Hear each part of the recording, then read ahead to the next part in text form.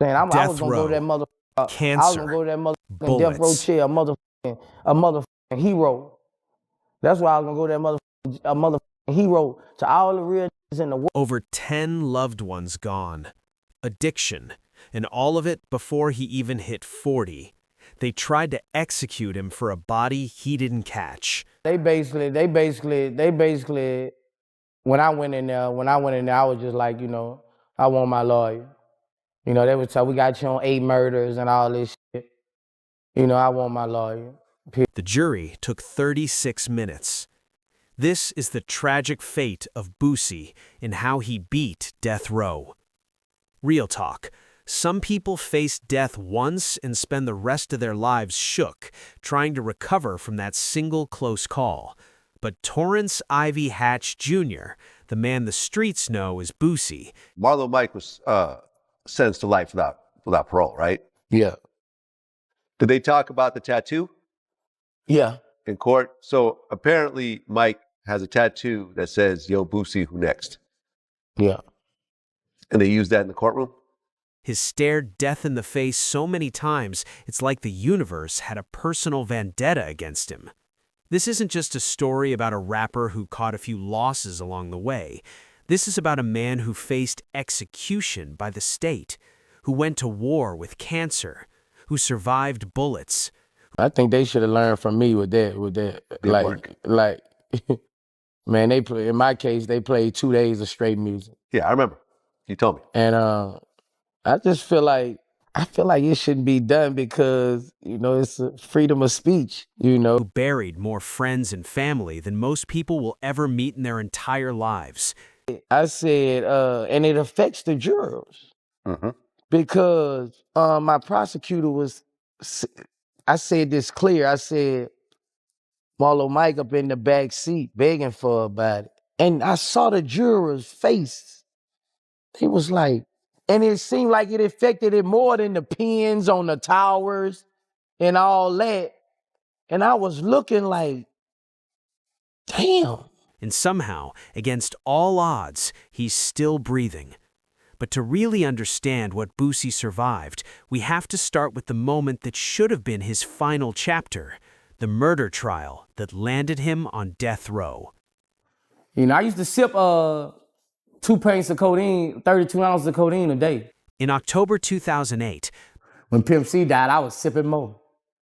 They tell me Pimp died from codeine, I was like, shit, yeah, I need another pint. I was sipping more. Boosie's legal situation started spiraling fast.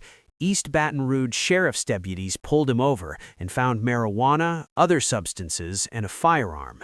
He took a plea for third offense possession and ended up with a sentence that stretched to 4 years due to probation violations. That was just the appetizer. The real nightmare came a year later. Your close friend? Yeah, this was my son. I was his guardian at school. Wow. My son. On October 21st, 2009, around 12:30 a.m., 35-year-old Terry Boyd was shot 6 times through the front window of his home on Vermilion Drive in East Baton Rouge Parish. I get emotional when I talk about it. I done read that case 100 times, bro. Like, they really took him away because Deputies found him slumped on his brown leather couch, surrounded by blood. No forced entry, nothing stolen.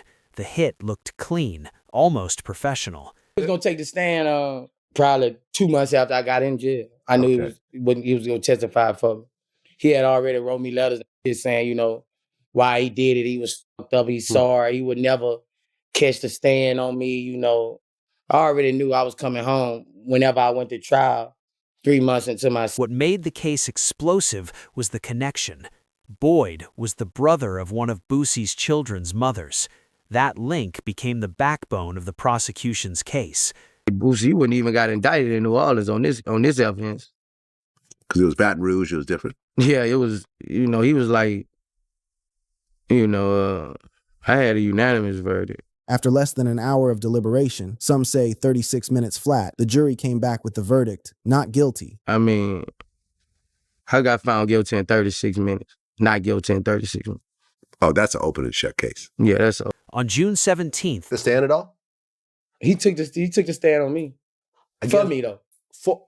On your behalf. Yeah. 2010, a grand jury charged Boosie with first-degree murder. Prosecutors claimed he orchestrated a murder for hire, paying a 17-year-old shooter named Michael Marlowe Louding $2,800 to carry out the hit. I knew they ain't had shit on me, but, you know, I'm staying silent. I wouldn't give a fuck. You know what I'm saying? I was going to go to that motherfucker. I was going to go to that motherfucking death row chair, a motherfucking hero. That's why I was going to go to that motherfucking hero to all the real niggas. The message from the DA was clear. The death penalty was on the table. Boosie was sent to Angola, Louisiana's most notorious maximum security prison, a place known for housing death row inmates in near total isolation. You basically could have gotten, what, dozens of people locked up? Oh, for if you sure. cooperated? Oh, without a doubt. Oh, yeah, for sure. Yeah, for sure. For sure. For sure. But, you know, because of that, that's why guys all around the country respect me too, though. And to me, you can't put no value on respect. His stance on cats who tell is dead serious, no cap. Rats are selfish.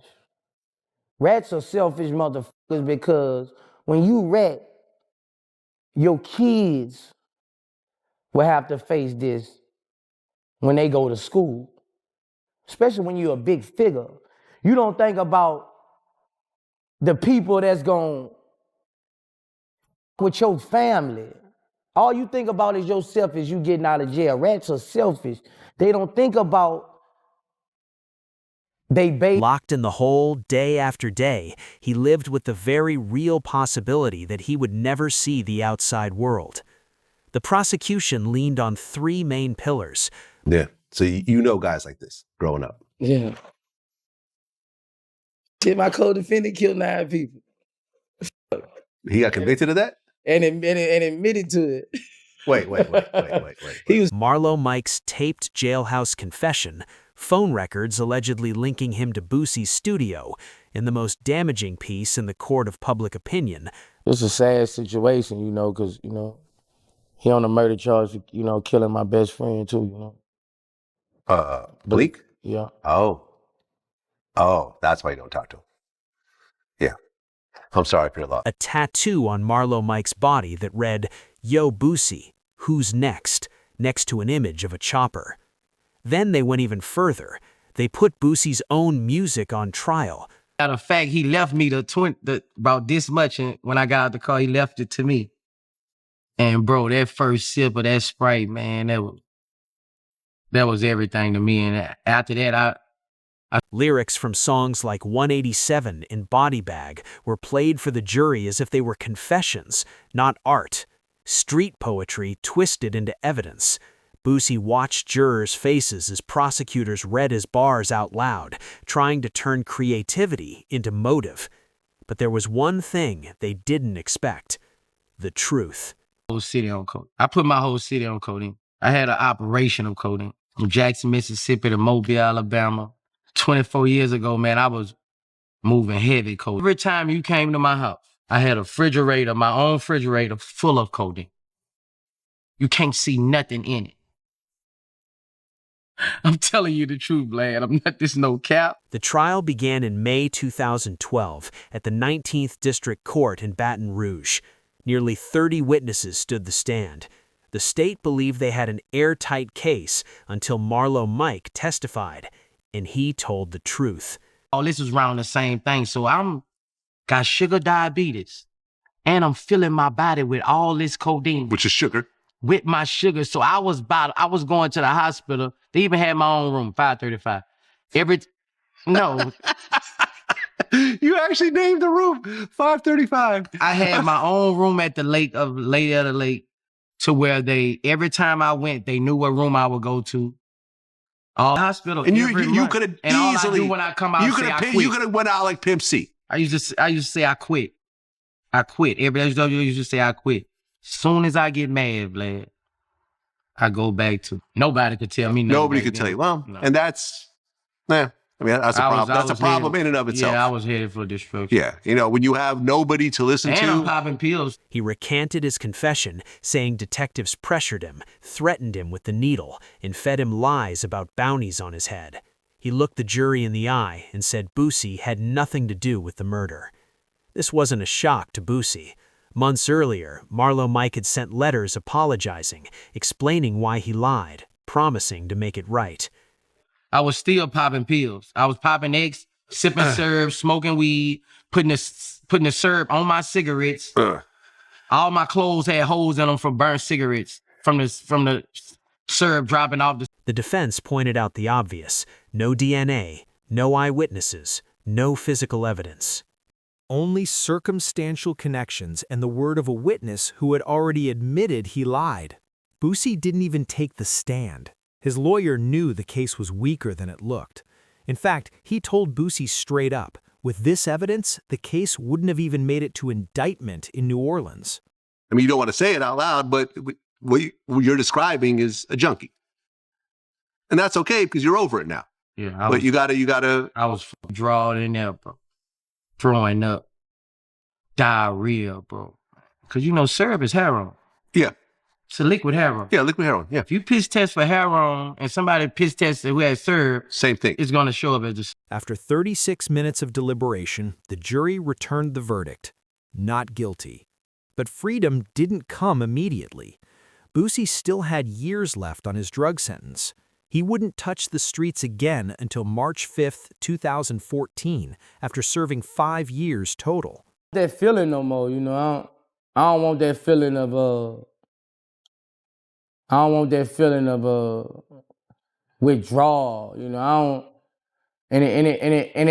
I just like the smile I got now to where, I overcame. What's crazy is the mindset he held the entire time. Facing execution, he refused to cooperate, refused to snitch, refused to give up anyone, even if it could have helped his case.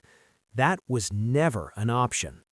As for Marlo Mike, he was convicted for the Boyd murder and later received life sentences for multiple other killings, revelations that shocked even Boosie himself. Before it was a Friday morning, and no, it was a Thursday morning. I was leaving out. I usually be booked from Thursday to Sunday. And before I leave every Thursday, I used to go get fluids so I don't get dehydrated. Go get me 2 bags of fluids and be dehydrated. So when I pull up to the hospital, I was like, man, my side hurt, man. My side hurt. And I was just kept getting woozy that whole morning. And I started throwing up, man. And when I went to get my fluids, I told the doctor my side was hurting. I was like, man, give me an MRI. It's aching, man. I just want... Boosie beat death row, but survival came at a heavy cost, and the wars ahead would test him in ways prison never could. MRI, they came back, and they say, we found something on your kidney. It's a spot that's like 2.5 centimeters big.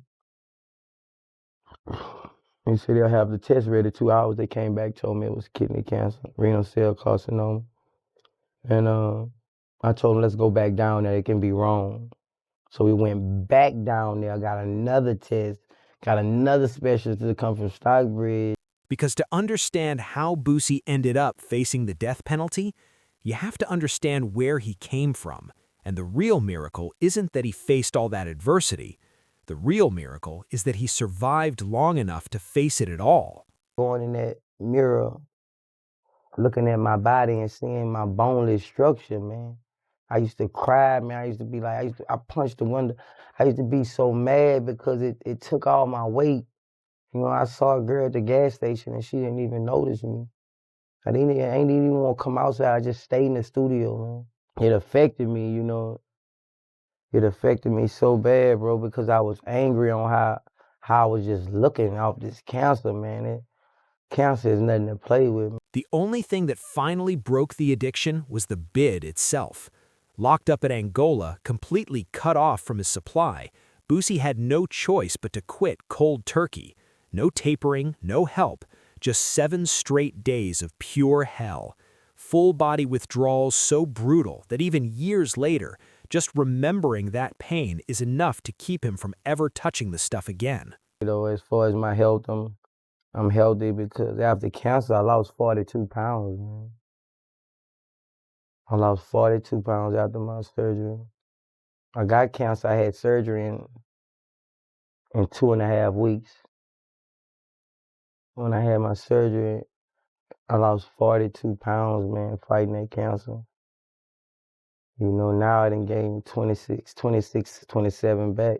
15 more pounds, I'm back like I was when I came home. So that's a blessing, man. That's a blessing. And that was the hardest part of my cancer, man. You know, I had to learn to walk again after my cancer on my right kidney. I couldn't walk. I had to learn to walk again. When Boosie Badazz finally hit the bricks on March 5, 2014, he walked out broke, dead broke. The legal battles had drained everything. The money was gone, the comfort was gone. But one thing mattered more than anything else. He was alive. He was clean, and he was hungry to rebuild. But fate wasn't done with him yet. After that, like every day I had a real trainer who trains professional athletes.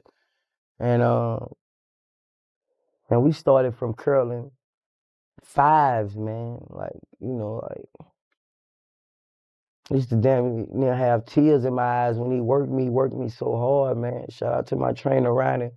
He worked me so hard, man. One time he worked me, I couldn't walk down. Freedom should have been a fresh start, the beginning of a new chapter. Instead, it marked the start of a different kind of war, not against the streets or the system, but against his own body.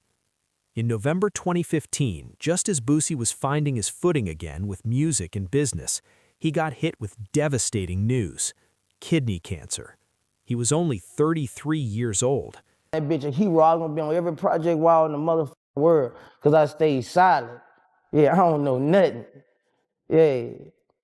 If y'all know all that, what the you need? This wasn't some random diagnosis either. Cancer had already taken multiple members of his family. Now it had come for him. The test results came back with words nobody ever wants to hear. Boosie went under the knife at MD Anderson Cancer Center, dropping $87,000 cash up front because he didn't have health insurance. The surgery saved his life, but the recovery was brutal. Pain, weakness, fear. The mental toll hit just as hard as the physical damage. But Boosie did what he's always done. He fought back. He hired a personal trainer and started from the ground up, literally curling 5-pound weights, rebuilding his body piece by piece, slowly, painfully, relentlessly.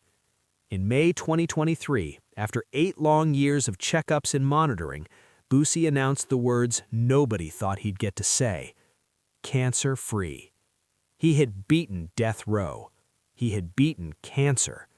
You'd think the worst was finally behind him.